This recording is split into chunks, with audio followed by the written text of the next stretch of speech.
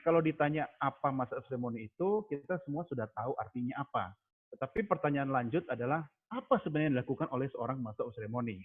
Nah, sebelum menjawab pertanyaan ini, saya mengambil satu arti Master of Ceremony itu dari hal yang sederhana saja, bahwa Master of Ceremony itu adalah orang yang bertugas memandu acara dan jangan lupa, dia bertanggung jawab atas lancar dan suksesnya acara. Jadi kalau acara itu tidak lancar, tidak sukses, itu paling tidak ada peran tanggung jawab dari seorang MC.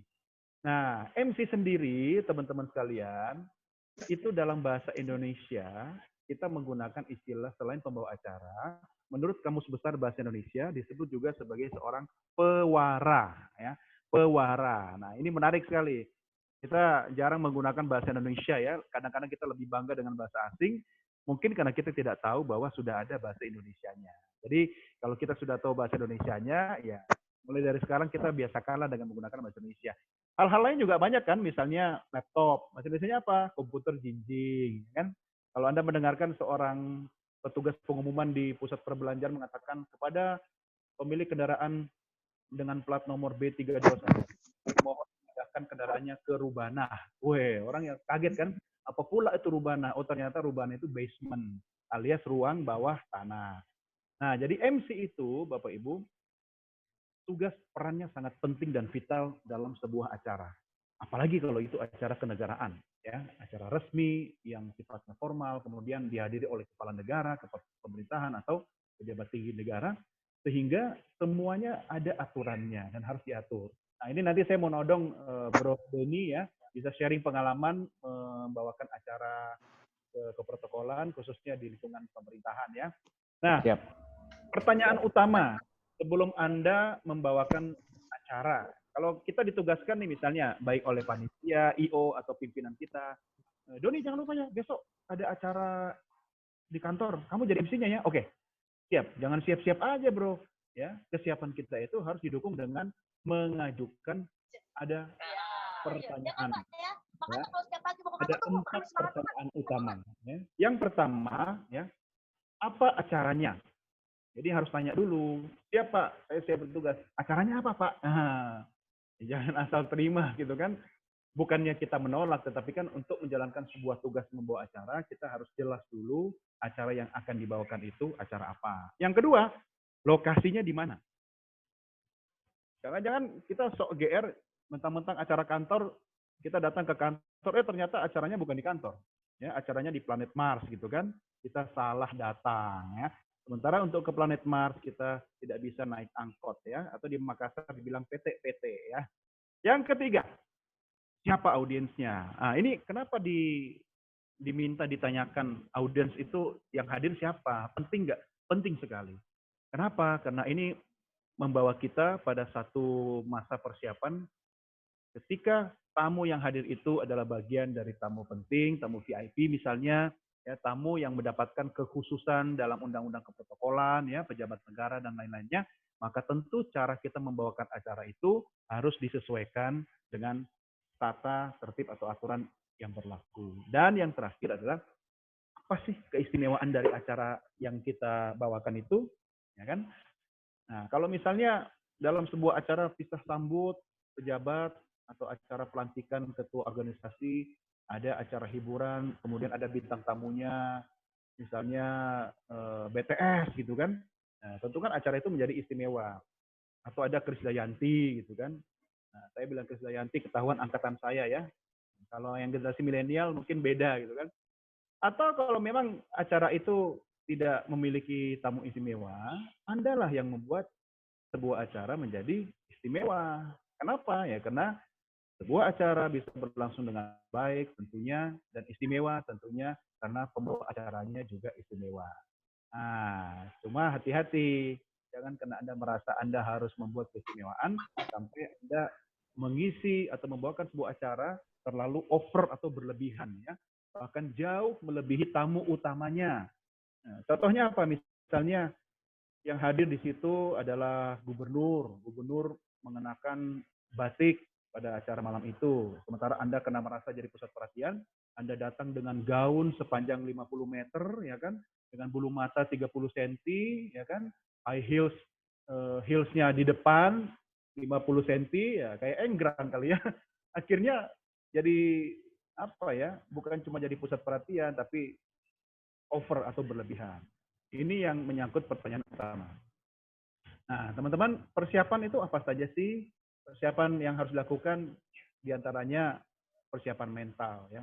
Ada fisik dan mental ya. Nah, kalau soal mental itu contohnya apa aja sih? Ya hal sederhana, kita harus jadi orang yang dapat dipercaya.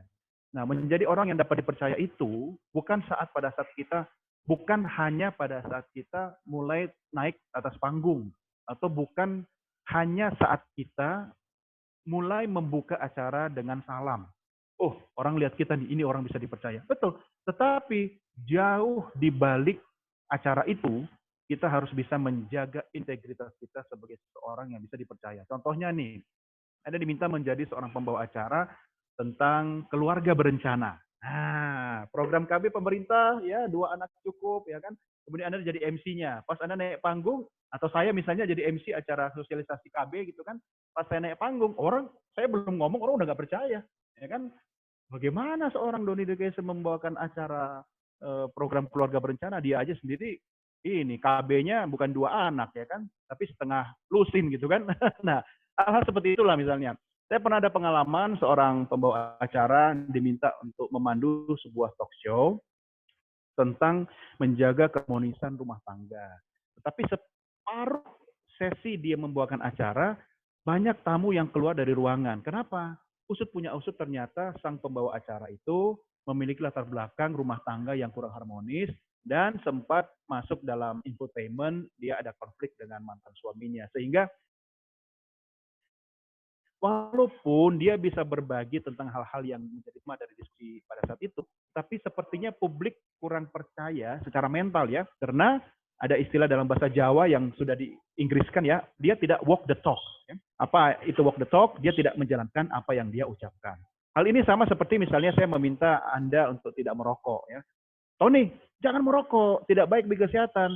Tapi waktu saya ngasih tahu Tony jangan merokok, saya sambil isap rokok. Nah, ini tidak konsisten ya, atau tidak memiliki komitmen sebagai orang yang dapat dipercaya.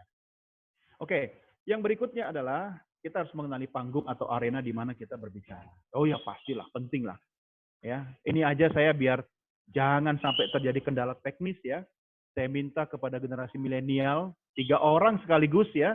Ada Tony, ada Handoko, sama Talo untuk mengajarkan saya bagaimana cara menggunakan aplikasi Zoom dengan baik, tepat dan benar sehingga tidak memakan waktu persiapan yang bisa merugikan peserta pelatihan kita pada kesempatan sore hari ini. Jadi Anda harus datang lebih awal, mengenali panggung atau arena tempat acara yang akan Anda isi itu ya, penting sekali dilakukan. Berikutnya, nah ini saya ingin berbagi sedikit. Kita sering menggunakan istilah lawan bicara. Tolong dihindari. Kenapa? Karena kalau kita, ini dari sisi afirmasi gitu kan, kalau kita menggunakan kata lawan, ini kan kesannya negatif. Tapi kalau kita menggunakan kata kawan, nah, itu berbeda. Jadi yang ada di depan kita itu adalah kawan bicara, bukan lawan bicara. Tentu teman-teman punya pendapat yang bisa di-sharing terkait dengan kawan bicara ini, nanti boleh ya sharing pengalaman. Nah, yang lebih penting lagi adalah positive thinking. Wah, ini penting sekali. Tadi malam saya sempat sharing diskusi dengan saudara kita dari Medan, LV Angelina, ya, dia pakar dalam banyak hal, main programmer ya istilahnya. Dia bisa melakukan terapi self healing, dia juga pakar NLP, hipnoterapi dan sebagainya. Nah, ini penting buat kita. Kalau teman-teman merasa mau naik panggung, kemudian di kepalanya sudah mati gue, ada gubernur di depan itu, aduh ternyata ada menteri juga duduk paling depan. Ya, waktu kita pikir di kepala kita mati gue, ya mati beneran. Tapi kalau kita pikir ini acara bisa saya bawakan, bisa nggak? Ya 50-50. Ya jangan overconfident juga. Kenapa? Itu pentingnya kita melakukan persiapan dan pelatihan. Pelatihan atau berlatih itu waktunya kapan sih? Mulai dari buayan sampai ke liang lahat. Artinya apa? Proses yang tidak pernah berhenti, non-stop learning process ya. Oke, yang berikutnya masih persiapan mental. Nah, teman-teman tahu nggak ini gambar apa kira-kira? Ini adalah sebuah tempat atau ruangan di mana kita merasa paling nyaman dan paling private ya. Jadi ini ruang privasi kita, yaitu kamar tidur.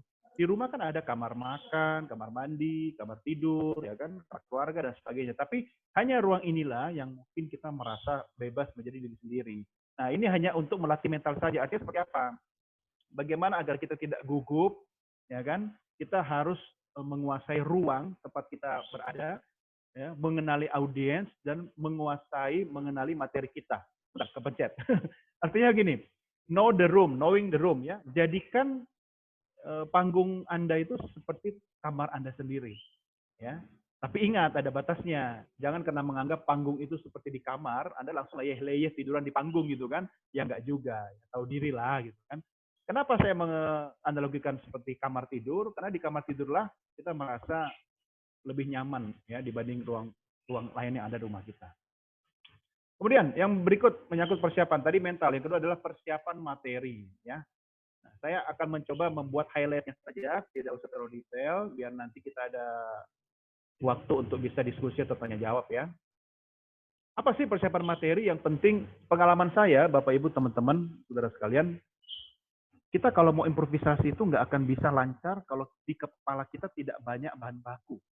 Ya, kita mau produksi nasi goreng, kita cuma punya bahan baku nasi ya, kemudian kecap, bawang merah, bawang putih, mungkin bisa jadi.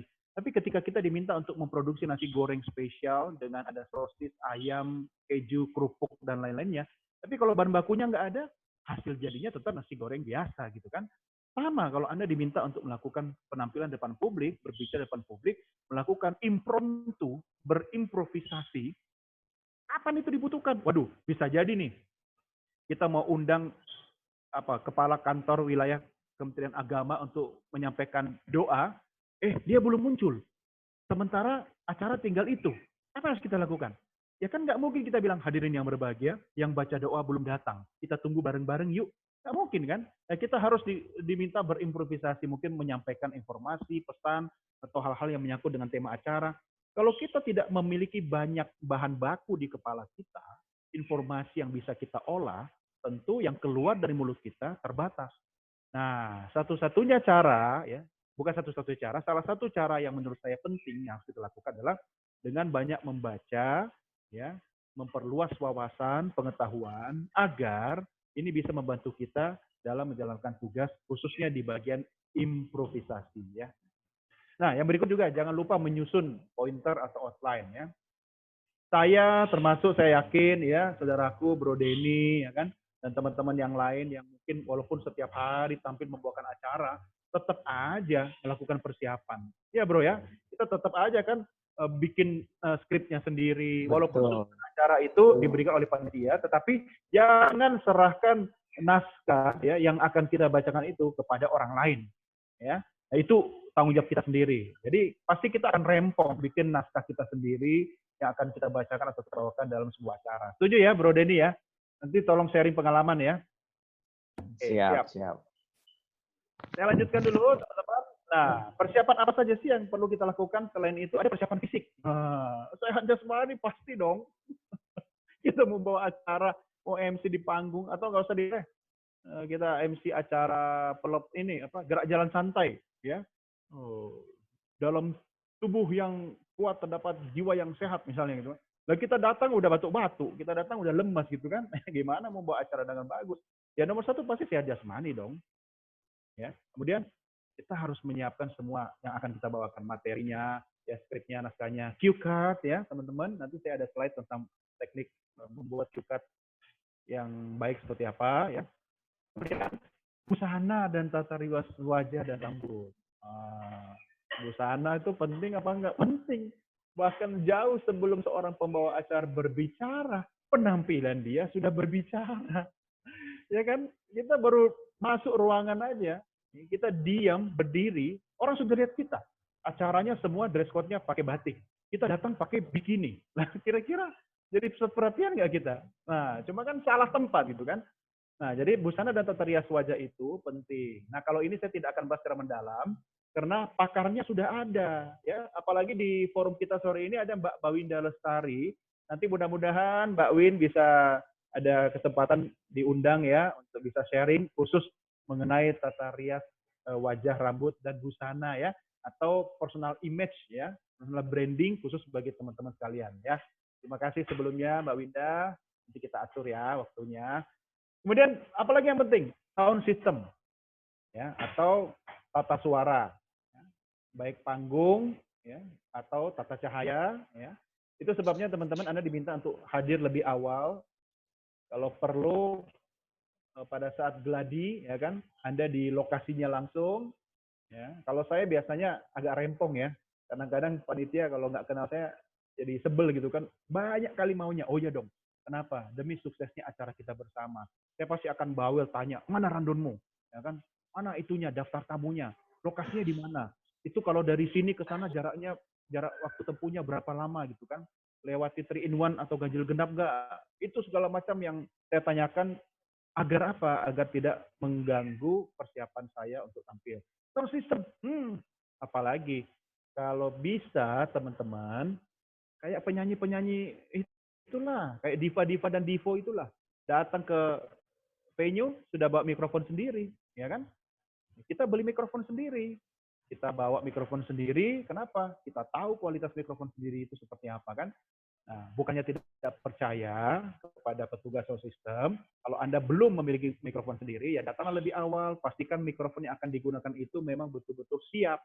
Apalagi nih salah satu saran buat teman-teman, kalau kita tahu kita menggunakan mikrofon wireless atau tanpa kabel, pastikan sebelum acara dimulai, Anda minta petugas mengganti baterainya. Kenapa? Karena kan kekuatan suara atau kekuatan dari mikrofon wireless itu ada dari baterai.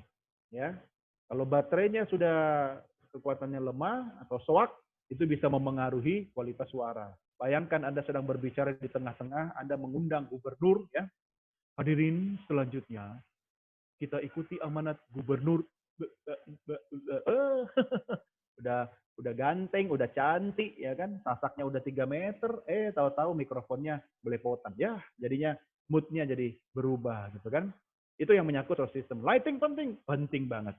Apalagi kalau di televisi ya kan, kita nggak bisa apa-apa kalau nggak ada lighting. Kalau di panggung, ya Anda harus tahu blocking Anda berdiri di sebelah mana agar terlihat dengan jelas, disapu oleh tata cahaya yang baik dan merata.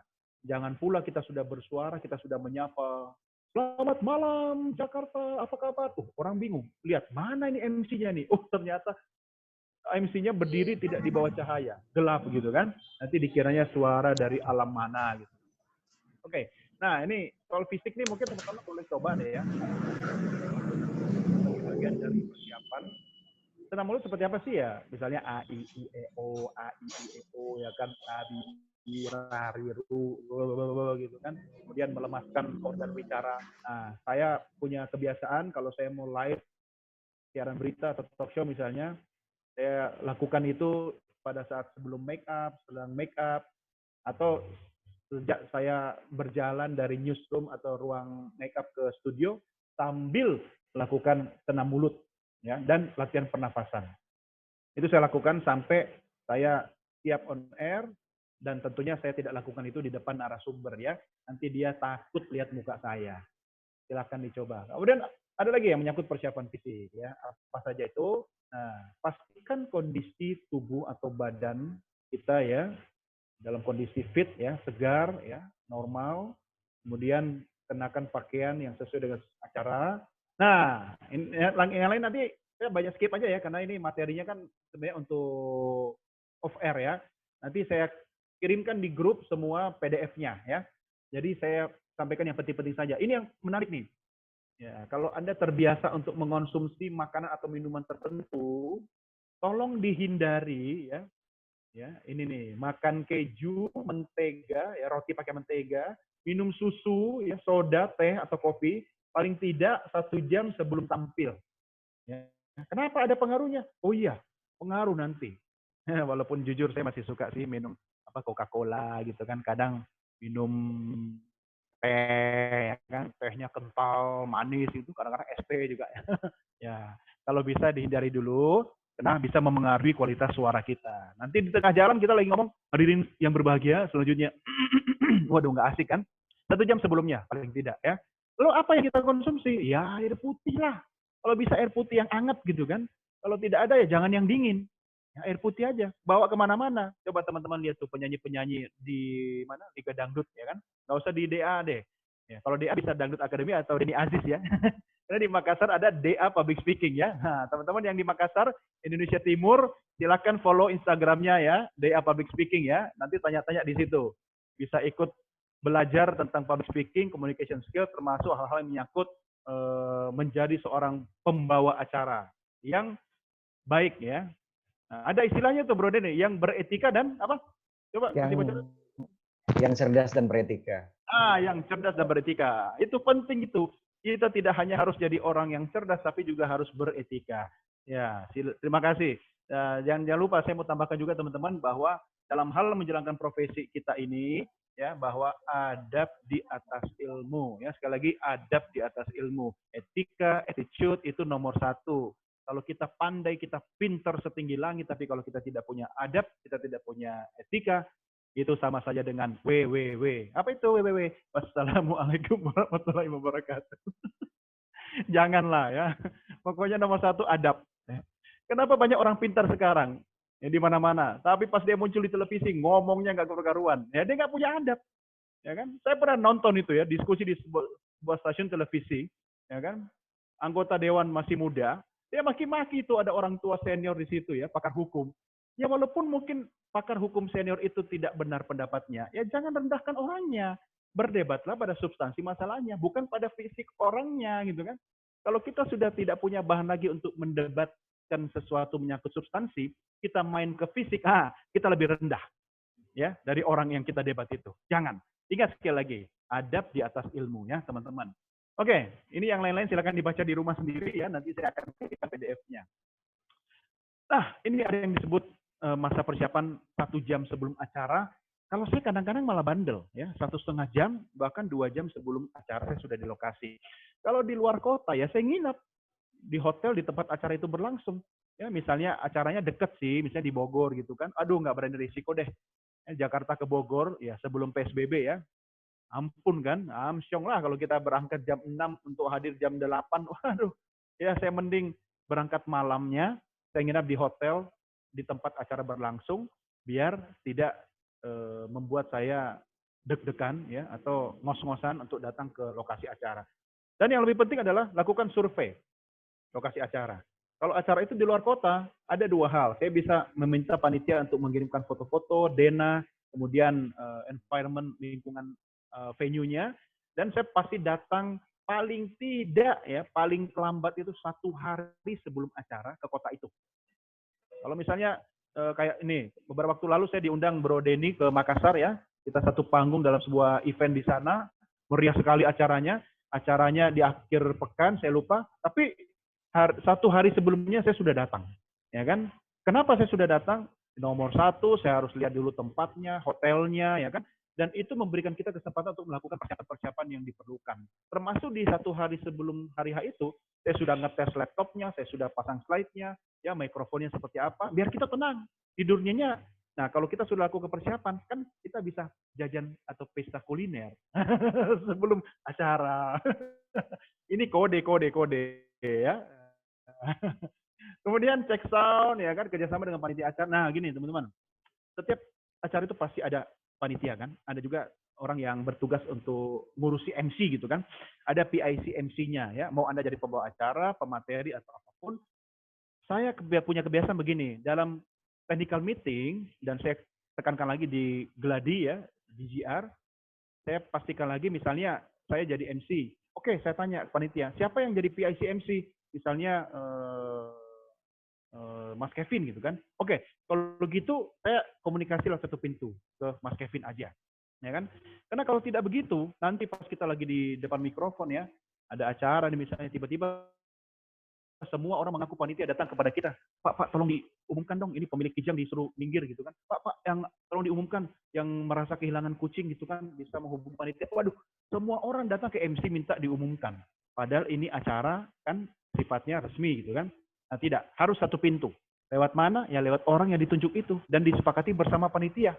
Ya, makanya pada waktu technical meeting ya, rapat teknis itu kita sepakat semua. Bapak Ibu teman-teman, setiap informasi yang masuk harus lewat satu pintu orang ini. Agar apa? Bisa diverifikasi kebenarannya.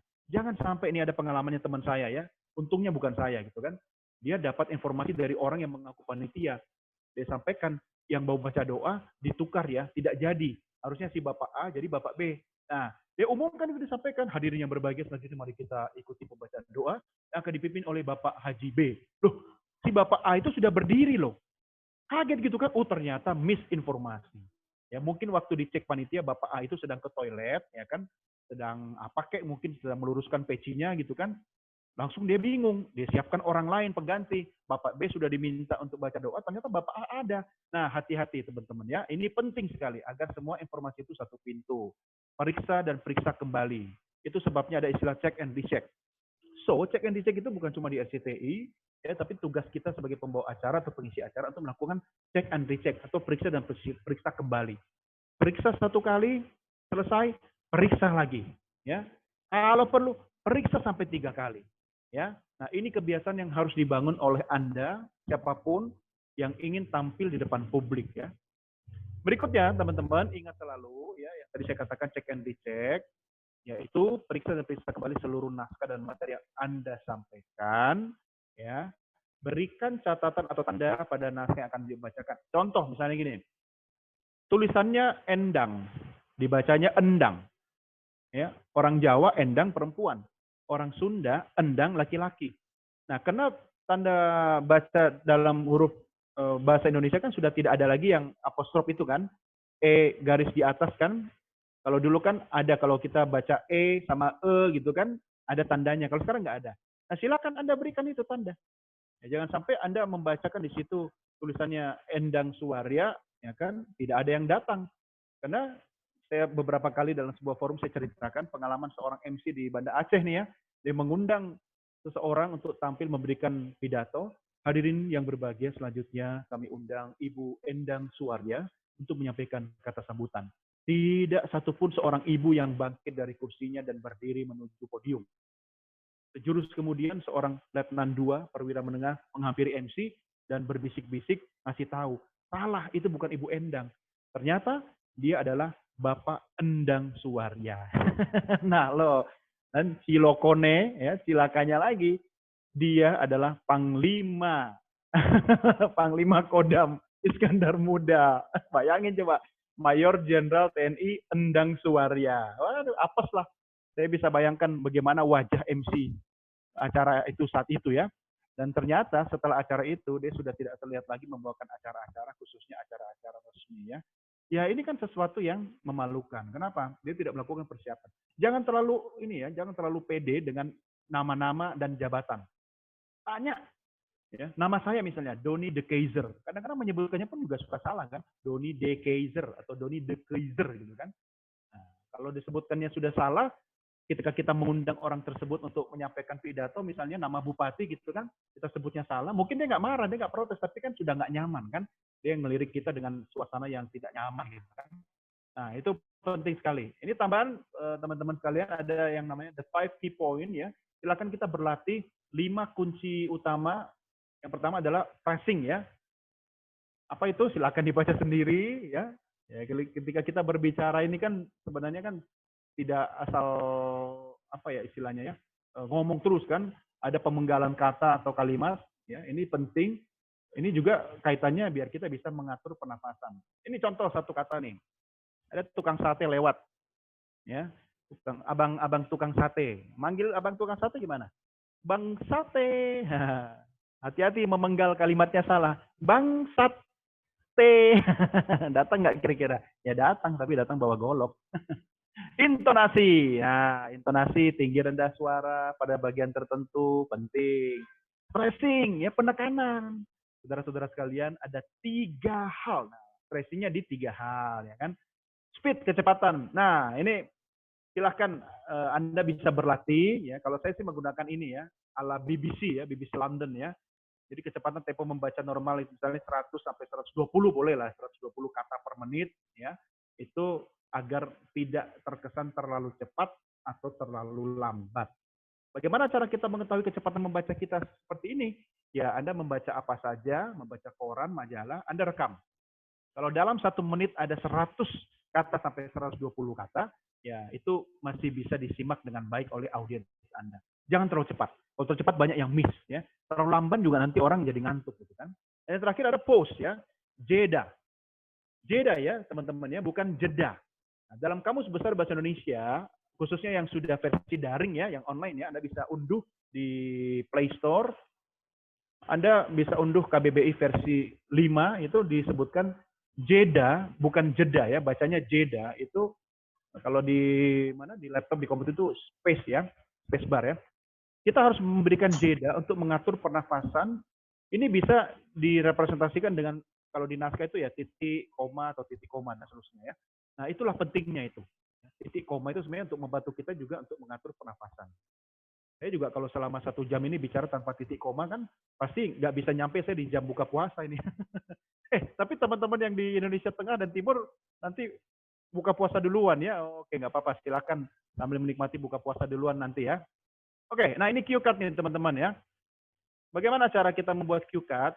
Pastikan itu kertas putih. Kertas yang kita baca ya. Kertas yang kita baca ya. Kalau Anda lebih suka dengan warna-warna lain, saran saya khusus untuk acara ya kan, pakai yang putih lah ya, yang lebih mudah kita baca tulisannya nanti. Background polos warna gelap boleh. Apa itu background? Maksudnya yang menghadap ke audiens. Ya, jadi kalau kita punya cue card, yang kita tulis itu warna kertasnya putih, tapi yang menghadap ke audiens, yang membelakangi kita itu warna gelap. Warna gelapnya apa ya? Silakan, suka-suka Anda, mau hitam, mau biru tua. Tapi saya acaranya ini, lagi bawa acara Partai Golkar. Oh, nggak apa-apa. Gunakan warna kuning ya, sesuai dengan identitas partai. Silakan. Boleh pakai logo ya, boleh pakai logo IO Anda, boleh pakai logo inisial nama Anda, boleh pakai wajah Anda, tapi jangan pakai foto Anda sedang foto alay gitu ya, jangan. Ini mengganggu konsentrasi audiens. Nah, ini ukurannya 1/4 kertas HVS ya. Kenapa? Bisa masuk di saku jas, bisa masuk di tas tangannya teman-teman wanita ya kan, dan tidak terlalu besar, tidak terlalu kecil. Ketik ya, sekarang sudah jarang tulis tangan ya. Kalau Anda mau tulis tangan juga nggak apa-apa, tapi pastikan tulisan tangan Anda bisa dibaca oleh manusia ya. Jangan cuma Anda yang bisa baca, nanti pas di atas panggung lampu kelap-kelip ya, tulisannya sudah miring-miring, aduh pusing lagi baca.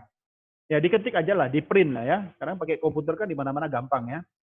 Nah, saran saya dengan ukuran kertas 1/4 kertas HVS tadi, ya, itu fontnya Arial seperti yang dalam contoh di slide ini, kemudian ukurannya 18 sampai 20. Kenapa? Itu tidak terlalu besar dan tidak terlalu kecil.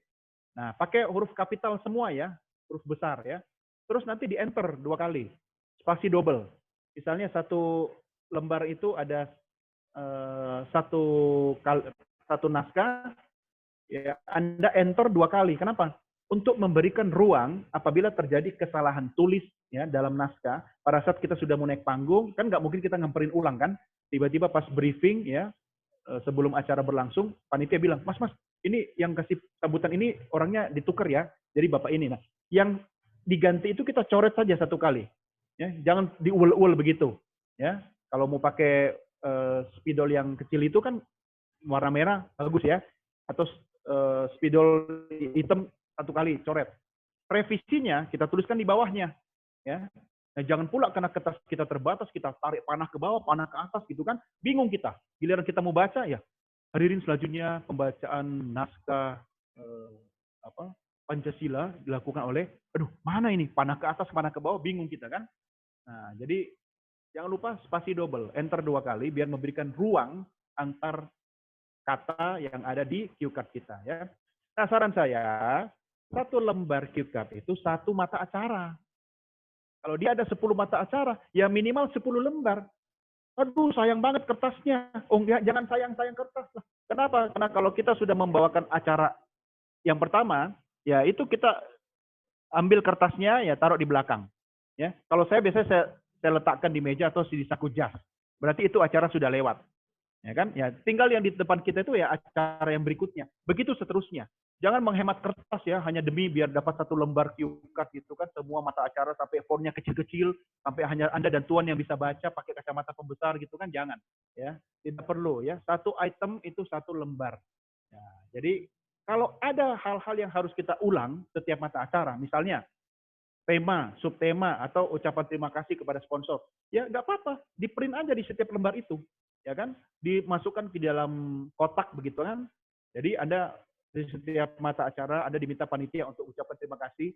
Hadirin, acara ini bisa diselenggarakan dengan baik atas dukungan dari misalnya Pocari Sweat gitu kan, sirup marjan gitu kan, kolak dan pisang epe dan sebagainya gitu kan.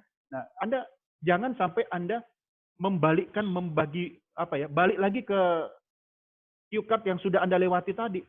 Itu kan nggak elegan dilihat sama audiens. Anda sibuk bolak-balik naskah yang Anda pegang gitu kan. Jangan, ya cukup terpaku pada naskah yang Anda pegang. Plus, ini jangan lupa, kebiasaan. Saya sering lihat sekali. Banyak MC ketika dia membawakan sebuah acara, dia baca temanya ya. Selamat datang dalam seminar dengan tema. Dia lihat ke arah panggung ke belakang. Dengan tema, dengan semangat Ramadan, mari kita tingkatkan keuntungan dompet kita, misalnya gitu kan. Nggak boleh. Kok nggak boleh?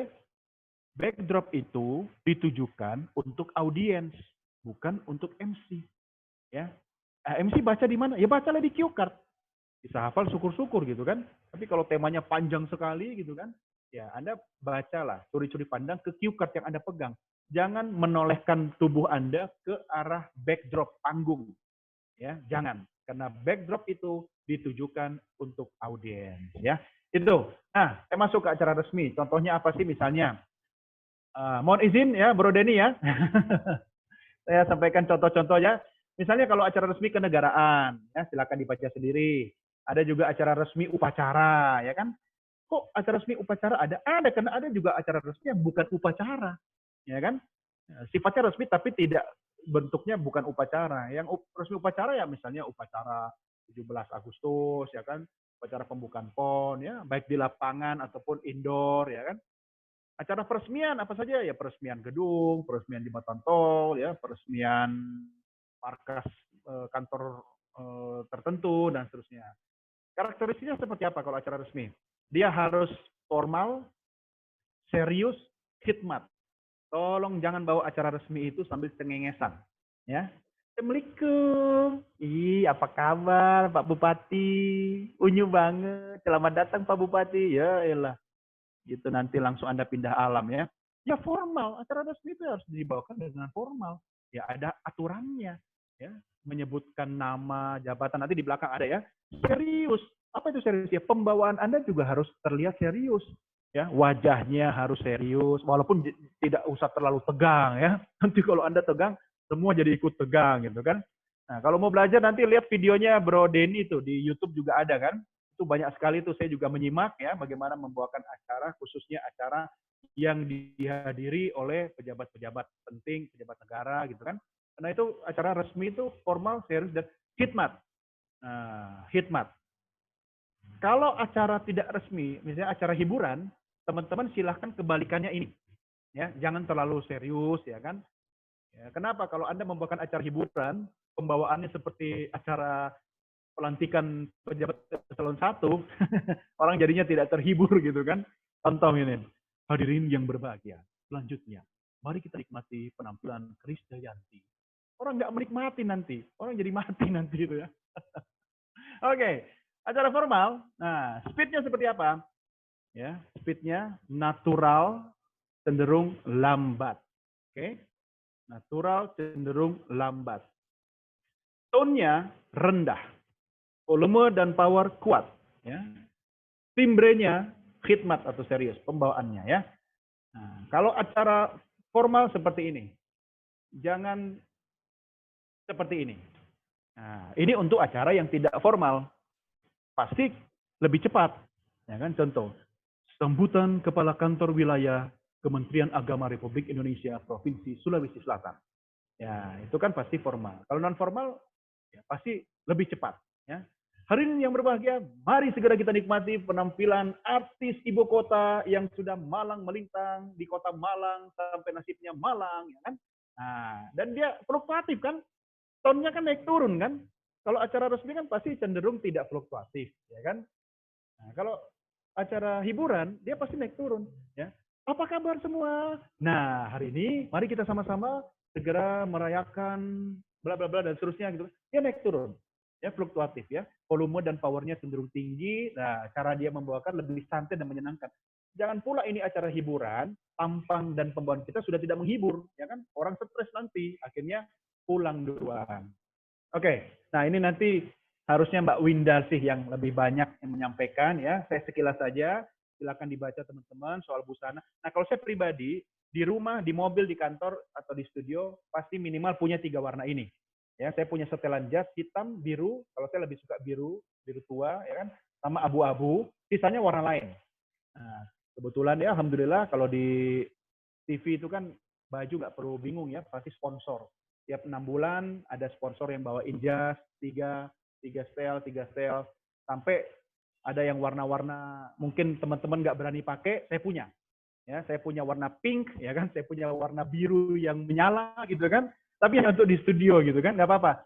Lagi pula kita harus menyesuaikan acaranya. Kalau acara resmi, ya saya paling aman biasanya pakai setelan jas hitam-hitam, kemeja putih, dasi warna merah, ya kan. Nah, Pak Jokowi juga menggunakan yang seperti itu kan.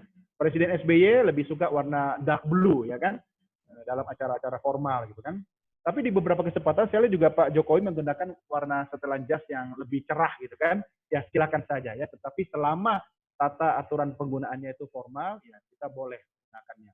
Make up dasar ya, tidak usah berlebihan. Jangan juga di setiap jari Anda pakai cincin ya kan, pakai gigi emas ya kan, atau pakai apalah di hidung sama di apa itu apa sih namanya piercing ya. Nah, itu nggak usah lah, janganlah. Kecuali kalau memang acaranya itu di komunitas yang seperti itu, silahkan. Soal warna, sesuaikan. Ya, Anda diminta menjadi MC di acaranya Partai Demokrat, please tolong jangan datang pakai baju warna kuning. Ya, itu menyakiti hati dan suasana kebatinan panitia dan teman-teman di acara partai tersebut. Ya, sesuaikan. Anda tidak harus jadi pengurus partai itu. Ya, Anda kan profesional kan. Anda diundang Partai Golkar ya sesuaikanlah. Ya, mau mau jadi MC ya pasti mau repot dong ya. Anda misalnya nggak punya jas warna kuning, ya sewa. Aduh, keluar biaya lagi, ya nggak apa-apa. Itu urusan kita, itu tanggung jawab kita sebagai pembawa acara gitu kan. Saya waktu masih menjadi presenter di TVRI Stasiun Yogyakarta, Senin sampai Jumat itu kan siarannya pakai torjan, beskap ya.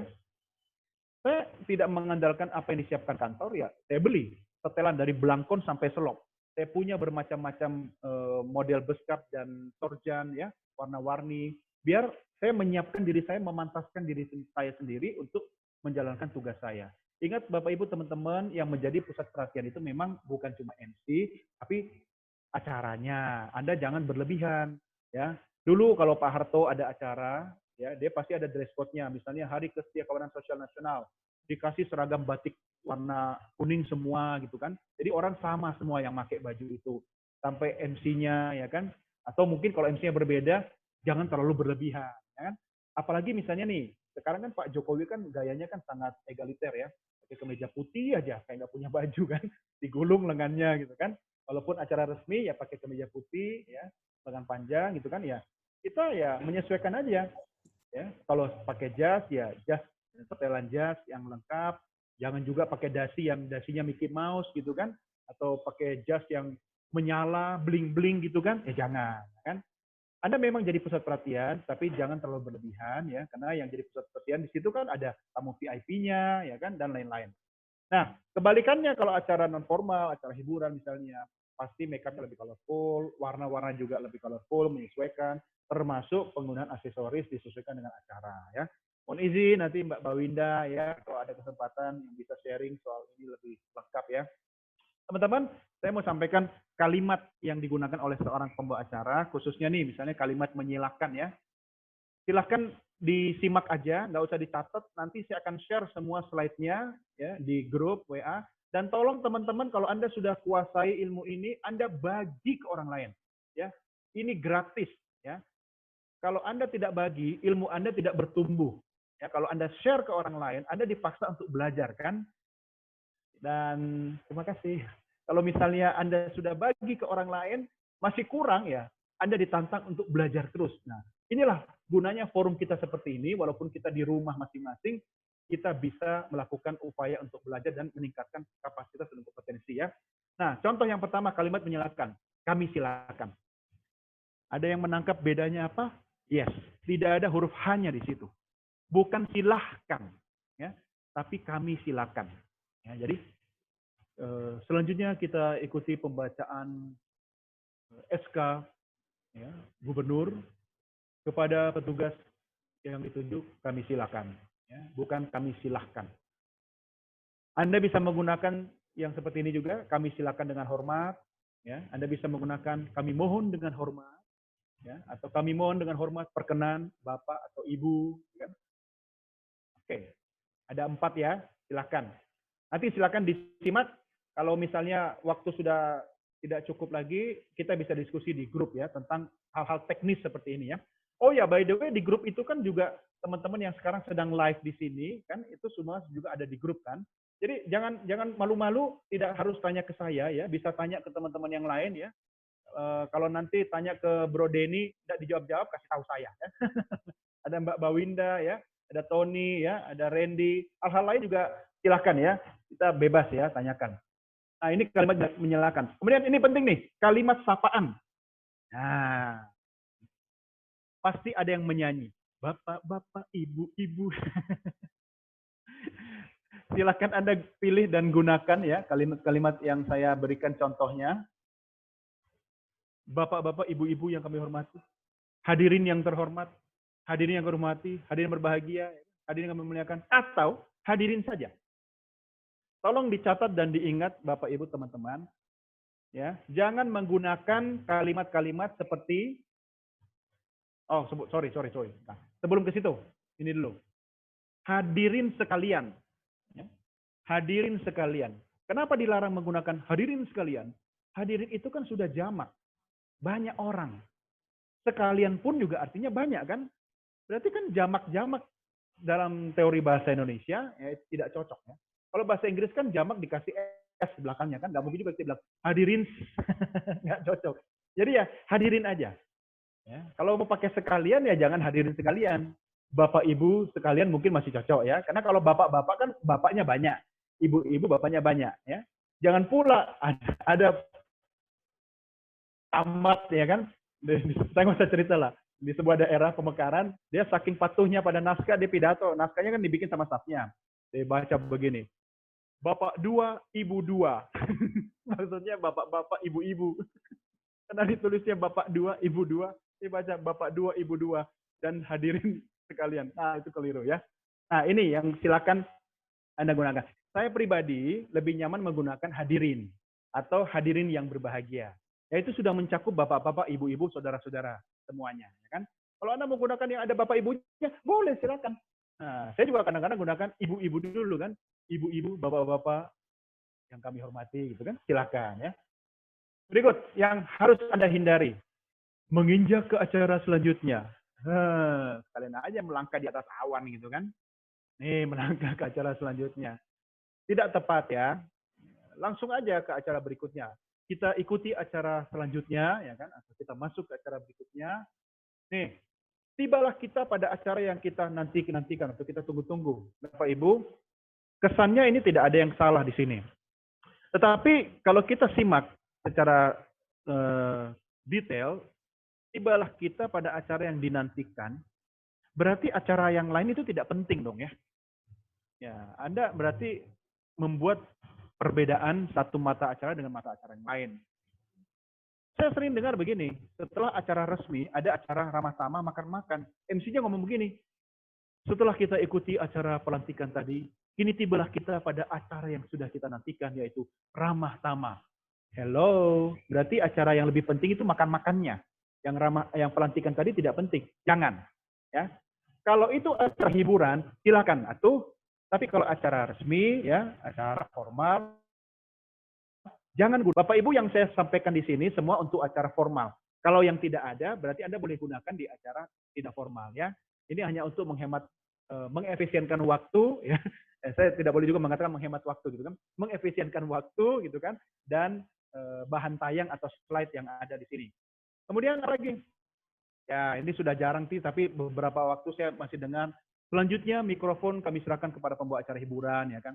Anda bisa gunakan kata yang lain kan, misalnya hadirin yang berbahagia, untuk acara selanjutnya, yaitu acara hiburan, akan dibawakan oleh rekan saya, Tony Saputra. Begitu kan? Bisa. Nih, masih banyak nih. Masih banyak yang menggunakan kata waktu dan tempat kami persilahkan. Ada beberapa kesalahannya, coba. Waktu dan tempat tidak boleh dipersilahkan. Kata dipersilahkan pun salah.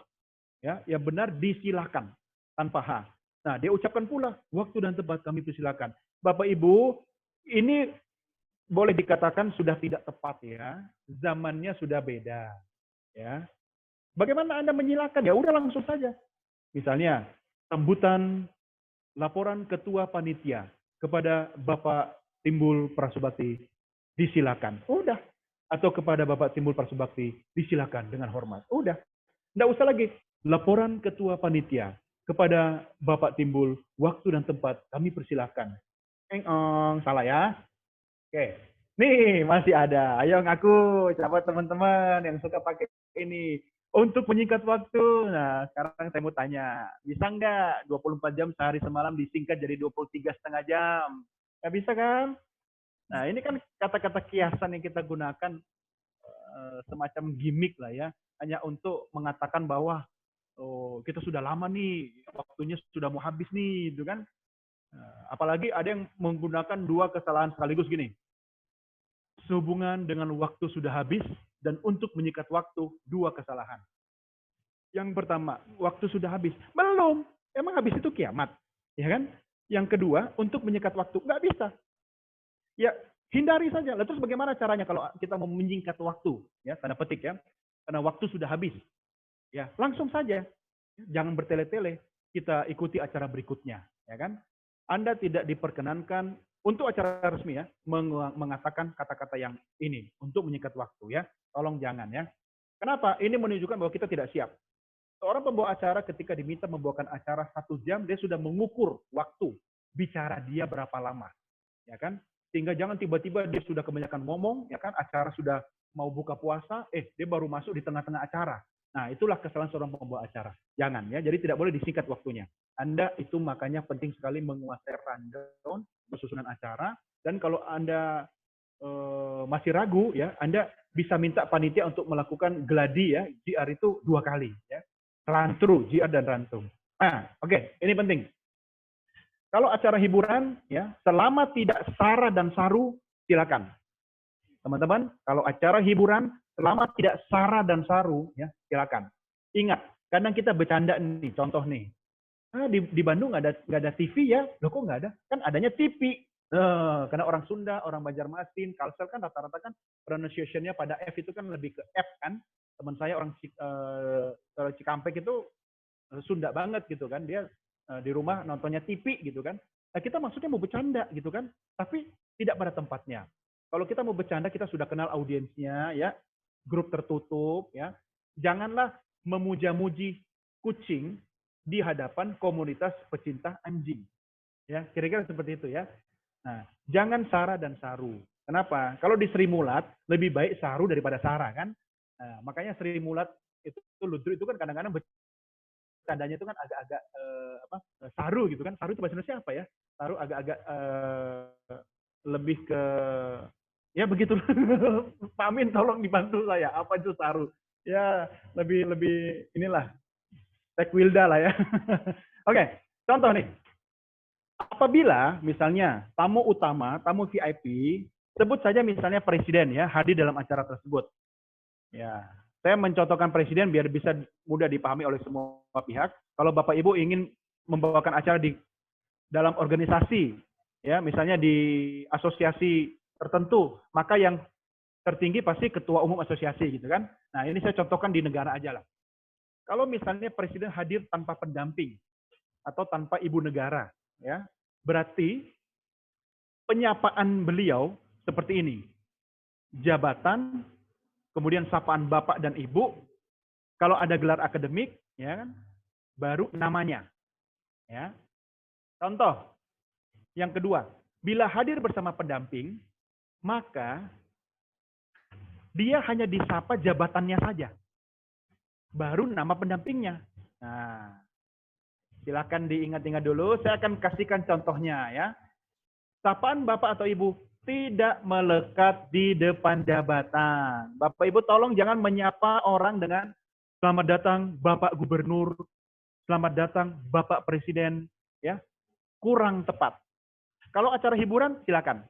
Atau kalau Anda sudah di tengah-tengah acara sudah tidak resmi, ingin mengakrabkan diri dengan VIP, boleh. Ya kan? Misalnya sudah acara hiburan gitu kan.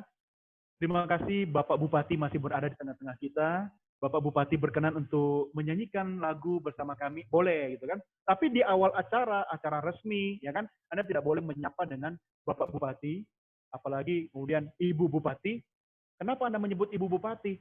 Ibu Bupati itu, dia maksud Anda kan istri Bupati kan?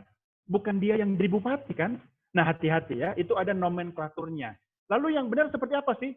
Contoh, misalnya, yang hadir adalah Gubernur Jawa Barat beserta istri.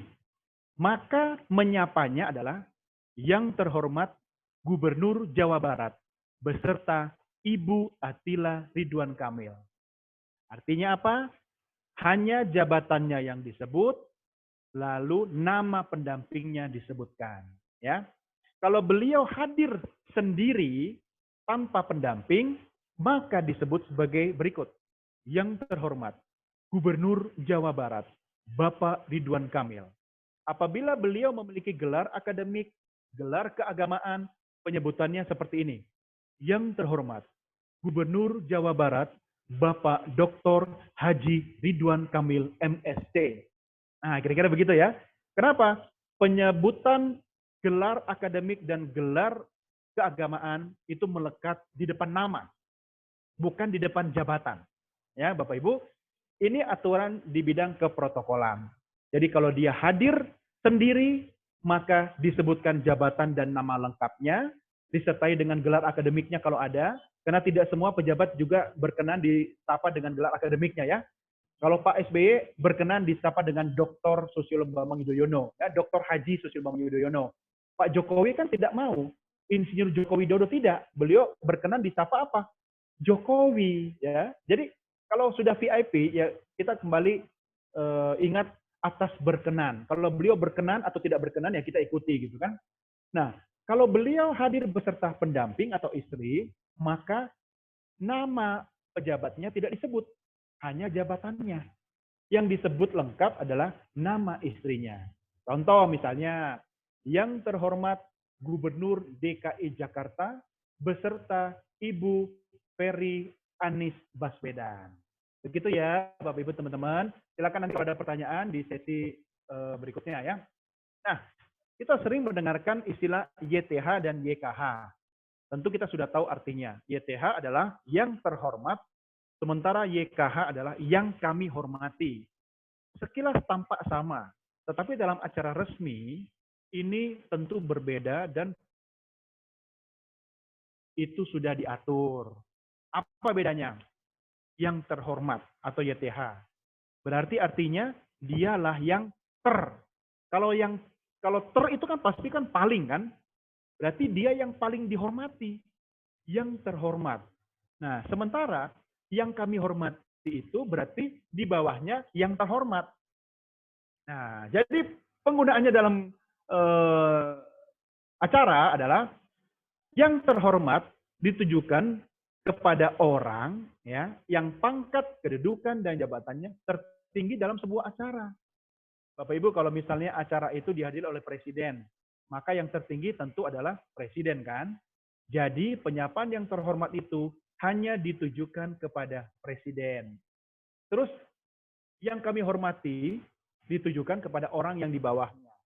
Contoh, presiden hadir, menteri dalam negeri hadir. Maka penyapaannya adalah yang terhormat Presiden Republik Indonesia Bapak Joko Widodo, yang kami hormati Menteri Dalam Negeri Republik Indonesia Bapak Tito Karnavian. Begitu ya. Terus siapa sih yang layak mendapatkan penyapaan yang terhormat? Di Republik Indonesia ini cuma ada 4 orang yang dikategorikan VIP. Siapa saja?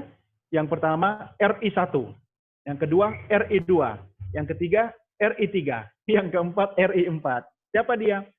Presiden Republik Indonesia, Wakil Presiden Republik Indonesia, ibu negara RI 3 dan RI 4 istri wakil presiden Republik Indonesia atau suami wakil presiden Republik Indonesia. Begitu ya. Nah, kalau keempat-empatnya hadir dalam sebuah acara, penyebutannya juga tidak satu-satu yang terhormat. Contoh yang salah begini, yang terhormat Presiden Republik Indonesia Bapak Joko Widodo, yang terhormat Wakil Presiden Republik Indonesia Kiai Haji Ma'ruf Amin. Salah. Tetapi kita kembali kepada rumus seperti ini. Ya. Rumusnya ini. Kalau RI 1 sampai RI 4 hadir, maka tolong didengarkan, saya tidak sempat buat slide-nya, penyebutannya seperti ini. Yang terhormat Presiden Republik Indonesia beserta Ibu Hajah Iriana Joko Widodo, Wakil Presiden Republik Indonesia beserta Ibu istrinya Pak Ma'ruf Amin siapa ya? Saya lupa. Ya, beserta Ibu Ma'ruf Amin. Ya, sebut saja begitu kan. Jadi 4 orang, 4 nomenklatur dalam satu penyebutan. Sekali lagi saya ulangi. Apabila RI 1 sampai RI 4 hadir bersamaan, maka MC menyapa dengan penyebutan seperti berikut. Yang terhormat Presiden Republik Indonesia beserta Ibu Hajah Iriana Joko Widodo, udah 2 kan? Wakil Presiden Republik Indonesia beserta Ibu Hajah Ma'ruf Amin. Nah, 4 dalam 1. Begitu ya. Mudah-mudahan jelas, Bapak Ibu. Nanti kalau jelas, kita lanjutkan di sesi tanya jawab. Oke. Nah, terakhir, salam. Nah, ada beberapa versi salam. Tapi kalau acaranya resmi, silakan gunakan 2 versi yang akan saya sampaikan berikut ini ya. Bapak Ibu perlu saya sampaikan bahwa Assalamualaikum itu salam nasional ya Bapak Ibu ya. Bukan salam yang dimiliki oleh hanya umat Islam saja, tetapi juga sudah menjadi salam nasional ya. Jadi dalam setiap acara resmi Anda boleh menggunakan, Anda tidak harus sebagai seorang muslim ya. Tetapi kalau dalam agama Islam tentu memang ada beberapa aturan menyangkut karena salam itu adalah doa gitu kan. Makanya kalau orang Islam salam harus wajib hukumnya dijawab. Nah, versi yang pertama terakhir digunakan sampai di era Presiden Susilo Bambang Yudhoyono. Pak SBY kalau membuka acara atau mau pidato, dia mengucapkan salam sebagai berikut. Assalamualaikum warahmatullahi wabarakatuh. Selamat pagi, salam sejahtera bagi kita sekalian. Ya. Saudara-saudara, sebangsa setanah air, nah, dan seterusnya. Nah, itu versi yang pertama. Tetapi sekarang sudah digunakan versi yang kedua. Bapak Ibu sekali lagi saya tidak masuk dalam ranah akidah ya. Saya masuk dalam ranah MC dan keprotokolan. Nah, kalau Anda mungkin berbeda pendapat terkait dengan kepercayaan, silakan Anda pilih versi yang lain, ya kan? Tetapi dalam acara resmi sekarang, Presiden kok SBY melulu? Karena saya 5 tahun ikut Pak SBY ya, staf di istana 5 tahun, jadi yang terbayang SBY terus. Sekarang Presiden sudah Pak Jokowi. Nah, Pak Jokowi sekarang menggunakan versi yang ini, lengkap. Inilah salam nasional kita. Pejabat negara, pejabat tinggi negara ketika menyampaikan kata sambutan, pidato, atau maklumat di depan publik, mereka menggunakan versi ini. Ya, Pak SBY, Pak Jokowi, Pak Prabowo, ya, para menteri kabinet Indonesia sekarang ini juga menggunakan versi ini. Anda mau gunakan ini untuk acara resmi, silakan. Tetapi ingat teman-teman, pastikan penyebutannya benar, ya. Nah, Assalamualaikum warahmatullahi wabarakatuh. Jangan Assalamualaikum. Nah, itu hanya ada di dunia fantasi. Terus yang kedua, Shalom, ya kan? Yang ketiga, Om Swastiastu. Ini untuk, jadi Assalamualaikum digunakan oleh umat Islam, Shalom umat Kristiani, Om Swastiastu umat Hindu. Yang berikut Namo Buddhaya, ya. Namo Buddhaya, bacanya Namo Buddhaya, umat Buddha. Salam kebajikan. Ini untuk umat Konghucu. Dan yang terakhir, Rahayu, penganut kepercayaan terhadap Tuhan Yang Maha Esa. Silakan kalau Anda mau gunakan versi yang kedua ini, gunakan lengkap. Jangan separuh-separuh. Jangan cuma begini, Assalamualaikum warahmatullahi wabarakatuh, Shalom, salam kebajikan. Jangan. Ya harus lengkap. Kalau Anda tidak mau gunakan yang versi kedua, ya yang pertama aja. Ya kan? Nah, ini untuk membuka. Assalamualaikum warahmatullahi wabarakatuh, Shalom, Om Swastiastu, Namo Buddhaya, salam kebajikan, Rahayu. Dan ingat Bapak Ibu teman-teman saudara sekalian, salam itu wajib dijawab. Kalau Anda mengucapkan salam, berikan kesempatan audiens pun untuk menjawabnya. Berikan jeda sesaat. Ya, jangan begini. Assalamualaikum, salam, Om Swastiastu, Namo Buddhaya. Jangan.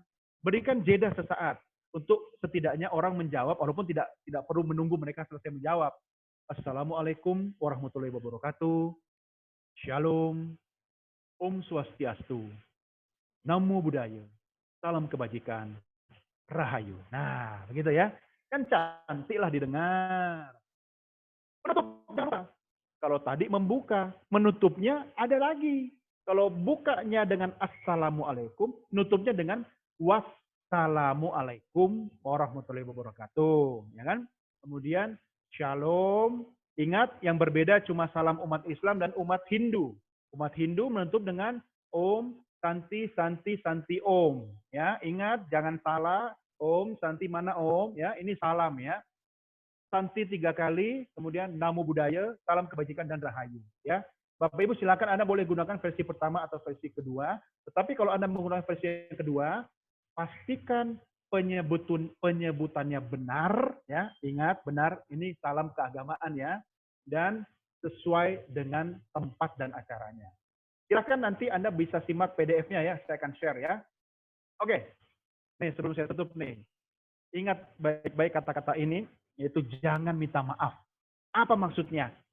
MC tidak boleh mengatakan maaf. Wih, sombong kali MC kok boleh minta maaf.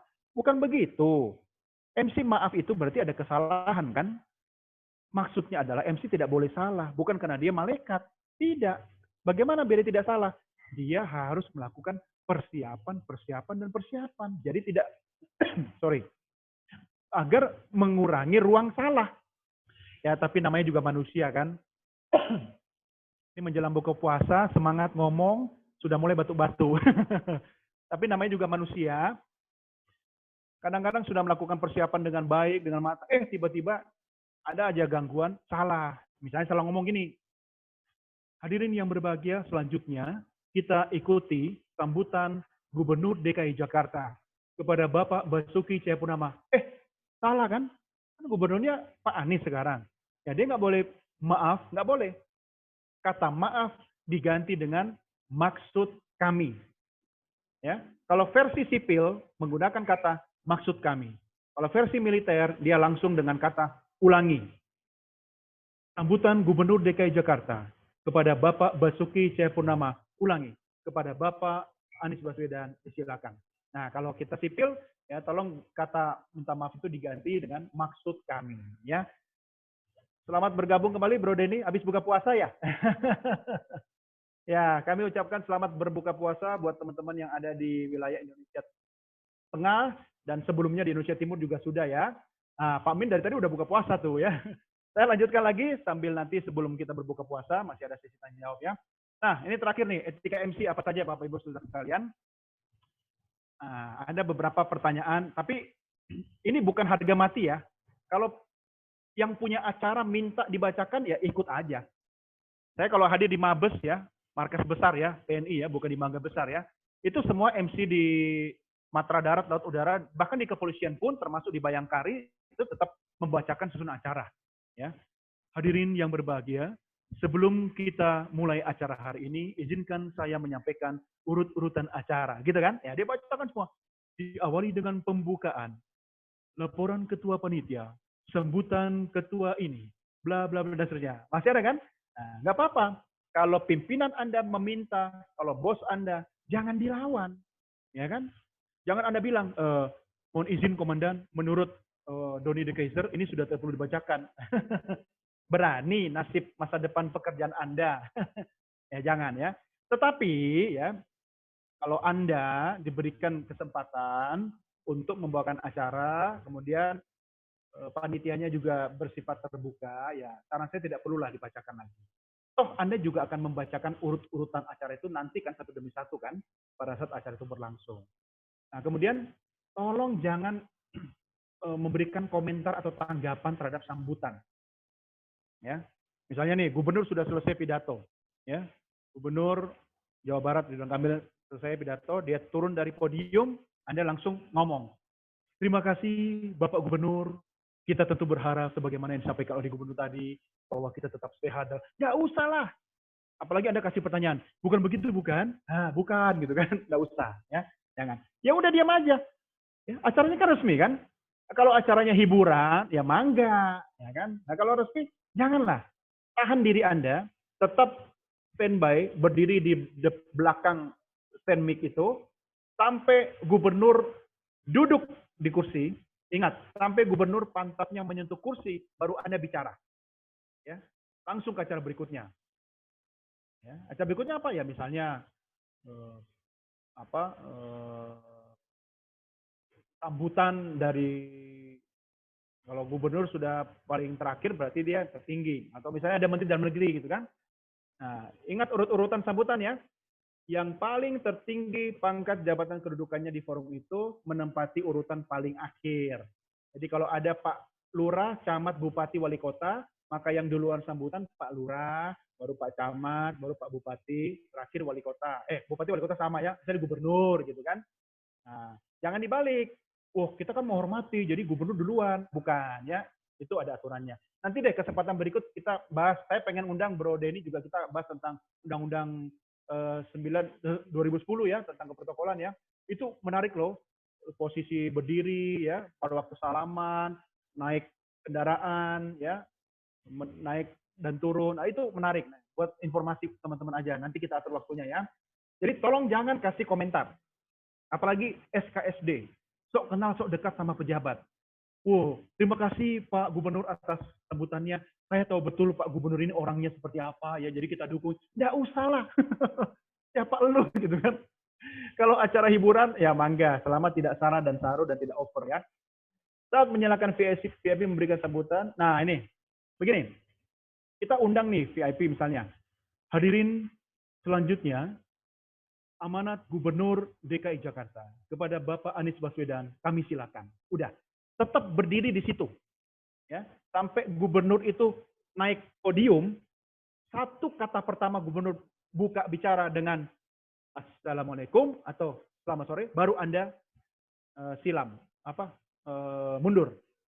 Ya, jangan Anda ngundang gubernur sambutan, selesai Anda ngomong, gubernur belum berdiri, Anda sudah ke belakang panggung, jangan. Ya, itu tidak etis.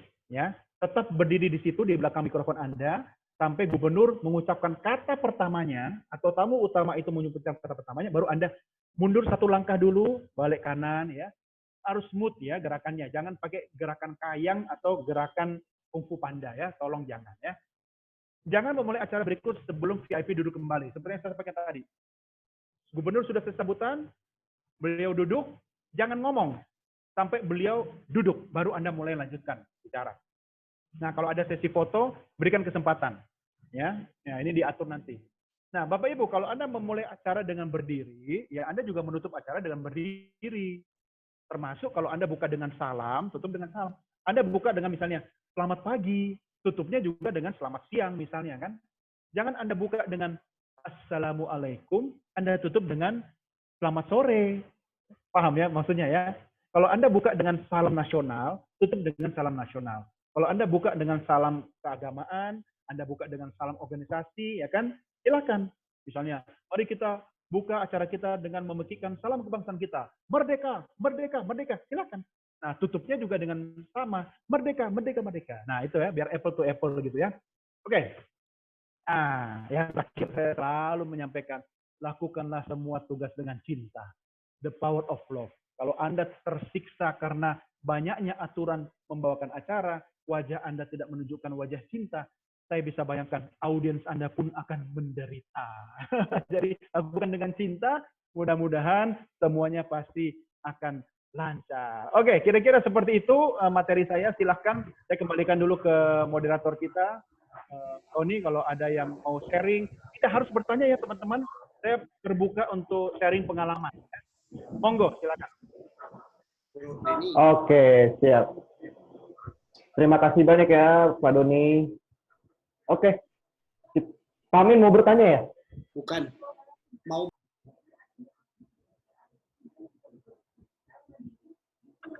Oke.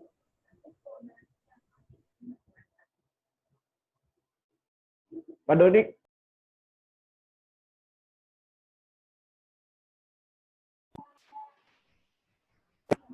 Oke. Saru itu bias. Oke. Saru itu bias. Wah, ada banyak pertanyaan ini di bagian chat. Pak Doni mau kita langsung tanya jawab aja ya. Ini ada banyak yang tanya ini. Oke. Mbak Winda, boleh silakan Mbak Winda yang raise hand dulu. Baik, terima kasih. Selamat sore, Ko Doni.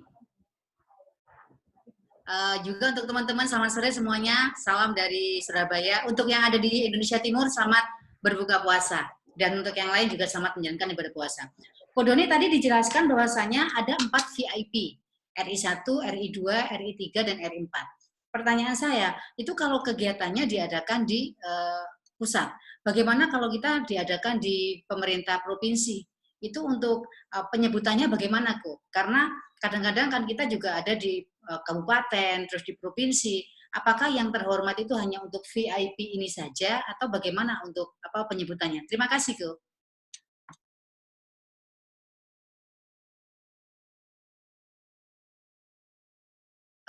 Suaranya Ko Doni masih di mute. Masih di mute kok. Masih ke mute itu.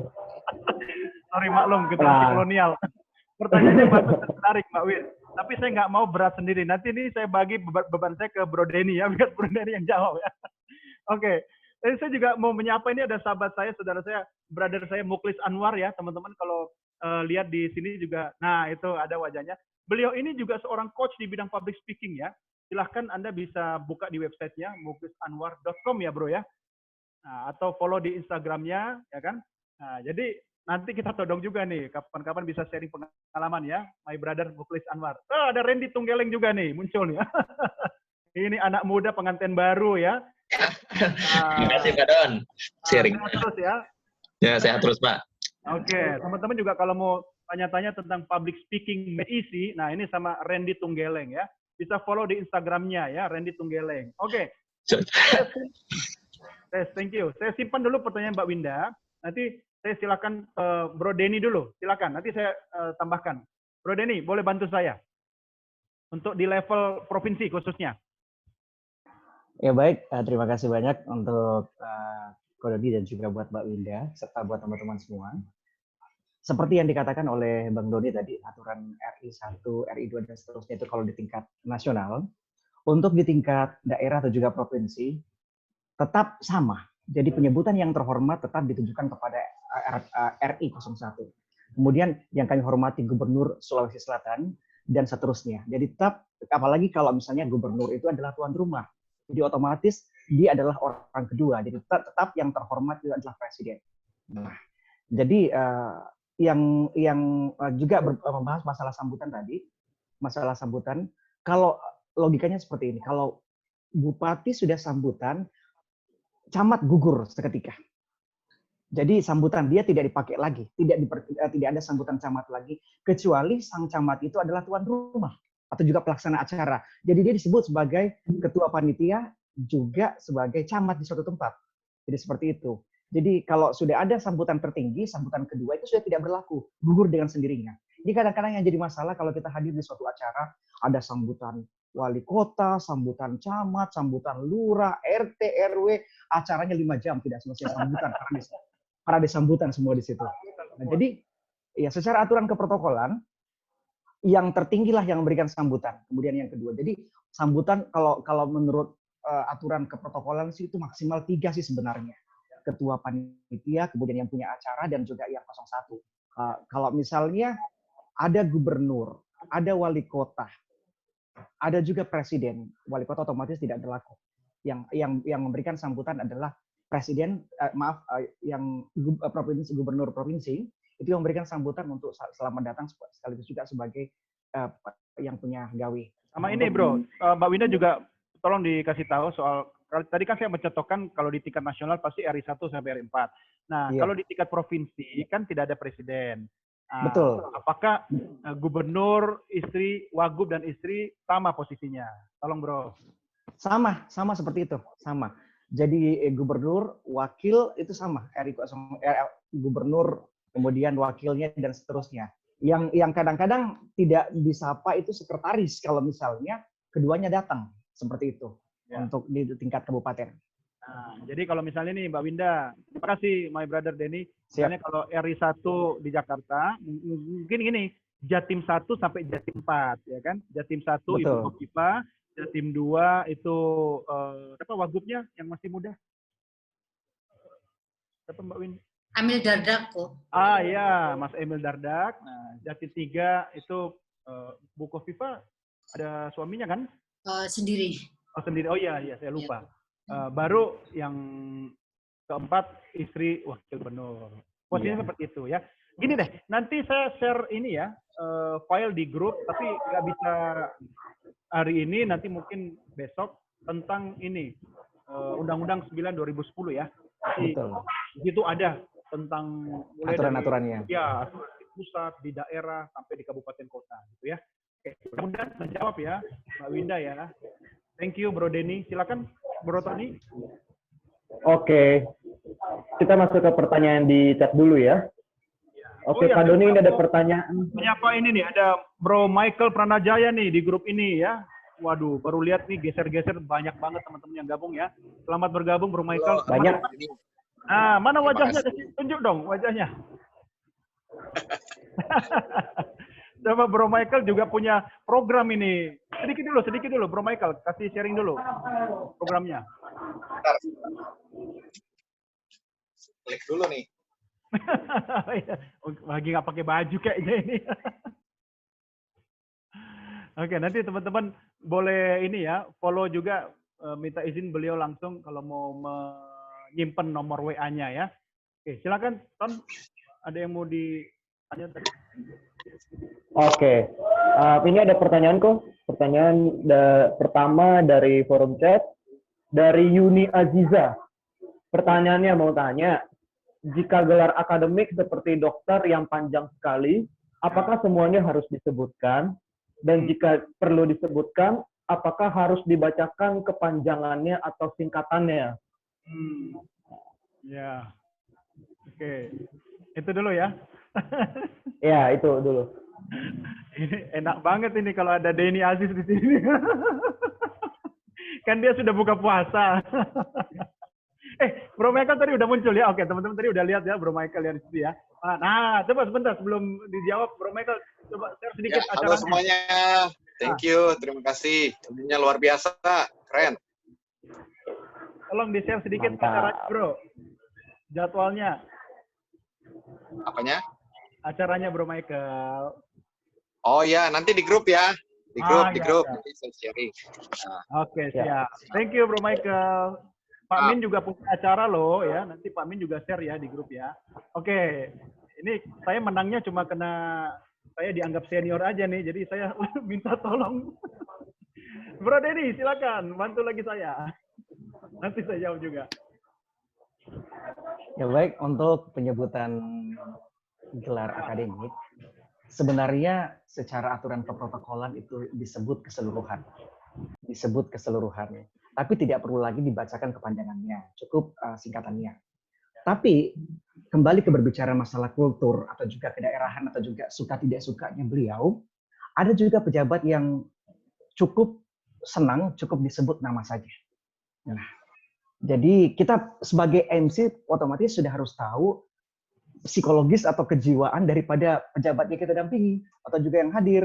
Nah, kita pastikan kalau MC di suatu tempat, suatu acara, sudah sering tampil di sana, sudah tahu, oh kalau bupati ini atau juga gubernur ini maunya disingkat. Atau kalau lebih bagus lagi, tanya protokolnya. Apakah saya sebutkan namanya lengkap atau cukup nama biasa, nama biasa? Kalau di Sulawesi Selatan kan yang patut atau juga wajib itu lebih bagus tidak disebut gelar akademiknya daripada kehilangan andinya. Nah itu kiamat sudah. Andi itu teman-teman sama seperti misalnya Raden ya, Raden Iya. Mas ya kalau di Jawa gitu ya. Ya, baik. Betul. Terima kasih Bro Denny. Ini sejalan dengan apa yang mau saya ceritakan sedikit. Ibu Sri Mulyani Indrawati ya, Menteri Keuangan kita itu, dia kan gelar akademiknya banyak ya. Betul. Tapi dia nggak nyaman disapa dengan gelar akademiknya. Cukup dengan Sri Mulyani Indrawati saja. Pak SBY berkenan dengan dokter. Karena untuk menjadi seorang dokter itu kan, weh, Anda bisa bayangkan kan, Mbak Winda udah merasa kan, nah, jadi dokter itu gimana rasanya. Jadi ya, inilah, kita bangga lah ya. Kalau misalnya saya pun dokter gitu kan, saya pasti bangga. Lagi-lagi sesuai dengan perkenan beliau, makanya kita harus hafal betul ya karakter atau bagaimana VIP orang yang kita dampingi itu. Nah, cuma ada satu hal yang perlu saya sampaikan ini buat teman-teman semua. Kalau misalnya pilihannya gelar akademiknya itu banyak, maka jalan tengahnya adalah sebutkanlah yang tertinggi. Betul. Nah, kalau dia sudah doktor, pasti kalau dia doktor dia pasti kan sudah S1, S2 gitu kan. Nah, ya nggak usah semua gitu kan, ya cukup yang tertinggi saja.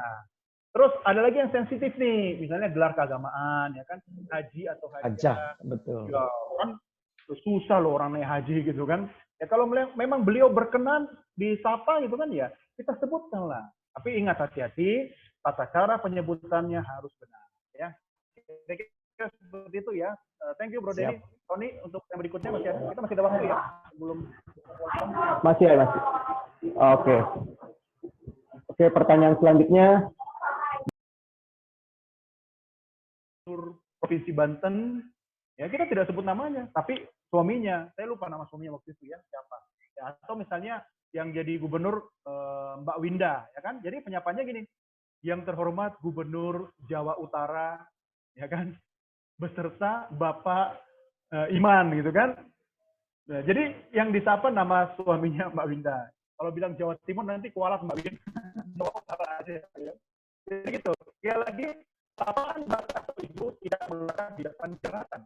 Ya. Kenapa jabatannya itu bisa laki-laki, bisa perempuan, gitu kan? Nah, begitu ya. Mudah-mudahan menjawab. Ada yang lain?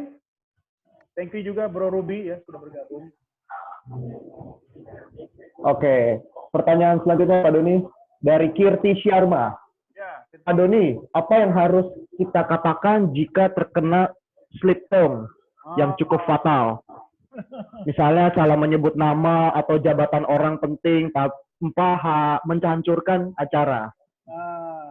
Bagaimana Pak Doni? Ini kalau boleh jujur nih ya, kalau sudah slip of the tongue itu ya, ya udahlah kiamat MC lah itu. Ya kalau bisa jangan. Makanya kita harus bawel, harus capek di awal untuk latihan, persiapan. Bahkan ini mulut kita latih menyebut nama orang itu. Ya kan? Berkali-kali. Waduh, saya nih berbicara di wihara nih ya. Nama bantainya itu nama dari Thailand. Waduh. Nah, ini nanti Randy yang harus sharing nih kalau soal gini kan. Susah banget kan. Kita sampai harus tanya kepada orang yang pengalaman, yang sudah ahli mengucapkan nama itu, biar tidak keliru. Ya, tapi namanya manusia. Kita sudah latihan, ternyata terjadi juga slip of the tongue. Ya itu, jangan minta maaf, tapi kita sebutkan maksud kami. Ya memang sih, ketika kita sudah keseleo sekali, pasti moodnya udah beda kan. Muka kita juga udah merah kayak apa gitu kan. Tapi teman-teman percaya diri aja. Ya ngomong memang gampang ya, tapi kalau Anda berlatih dari panggung ke panggung terus, pasti mengatasi kendala itu, nanti ada materi sendiri, handling the situation, itu pasti jauh lebih cepat. Kenapa? Jangan fokus pada masalahnya, fokus pada solusinya.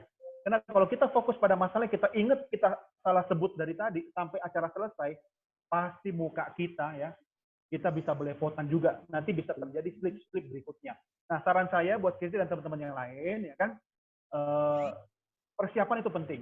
Jangan anggap enteng atau sepele technical meeting, briefing, ya, geladi kotor, geladi bersih, geladi super bersih, geladi bersihnya geladi bersih, rantru apapun namanya, ya.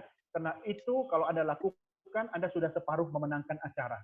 Sisanya tinggal show-nya, ya. Tapi masih terjadi juga kesalahan, ya manusiawi. Namanya juga manusia, tepat salah dan lupa, ya kan? Kenapa begitu? Kita sudah putus 5 tahun, masih sering ingat mantan kan, apalagi mau bawa acara, ya kan? Bisa aja terjadi kayak gitu. Ya sudahlah, sering-sering berlatih, fokus gitu kan. Dan terakhir, backupnya apa? Itulah gunanya cue card, ya. Sehafal-hafalnya manusia pasti kadang lupa.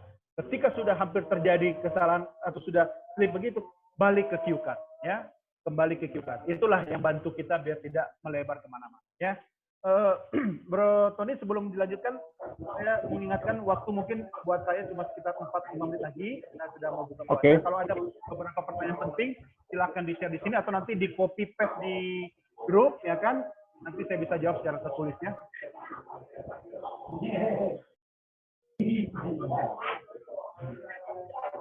Oke, berarti kita tutup aja Pak Doni ya. Kalau ada satu pertanyaan lagi yang belum dijawab mungkin, kalau yang Oke, saya bacakan dari chat ya.